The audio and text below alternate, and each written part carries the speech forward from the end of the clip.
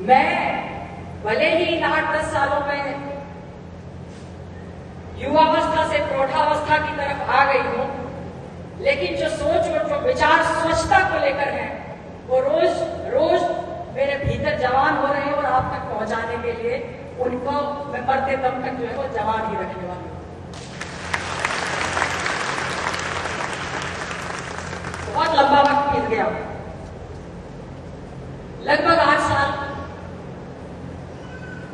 साल पहले जो बातों का, जो यादों का पिटारा मैं सरगुजा से लेकर गई थी,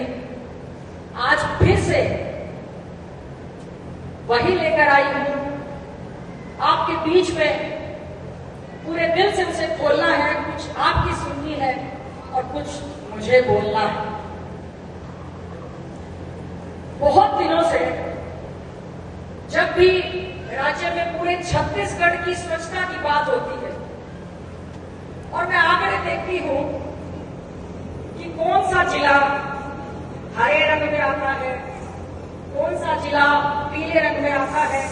और कौन सा जिला जो है वो लाल रंग में रिपोर्ट में आता है, तो यकीन करो सरगुजा को जब भी किसी भी घटक में स्वच्छता की मैं लाल रंग में देखती हूं तो मेरी आंखों में पानी भर जाता है। मुझे उस वक्त जो दुख होता है वो मैं शब्दों में बयान नहीं कर सकती। आज वही दिन की बात जो आप लोगों से भावनात्मक रूप से जुड़ी है, मैं बांटने आई हूं और दोनों हाथ जोड़ के फिर से पुराना वक्त आपको याद दिलाने आई हूं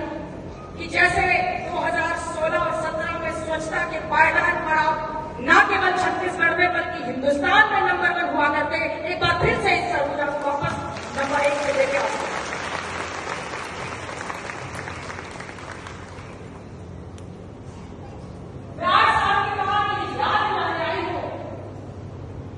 वही सरगुजा है मेरी बहनों,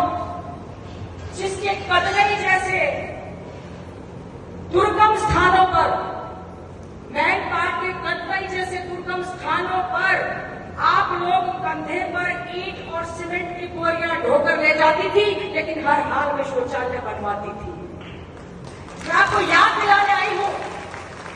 कि ये वही सरगुजा है जिसमें बकोई जैसे दूरस्थ स्थान में भी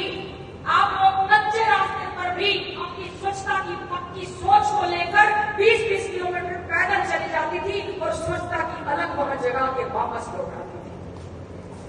ये वही सरगुजा है जहां पर मैनपाट में दिसंबर-जनवरी में कड़ाके की ठंड में लोग आग जलाकर रात को शौचालय का निर्माण करते थे। मेरी बहनों, मेरे साथियों, ये वही सरगुजा है जहां पर अंबिकापुर में बरसात में भी मेरी बहनी मिस्त्रियों के साथ तिरपाल लगाकर शौचालय का निर्माण करती थी और जब मैं पूछती थी कि क्या कर रही हो तो आपका वही जवाब होता था कि आप ही ने तो कहा है शौचालय बनाओ, बहाने मत बनाओ।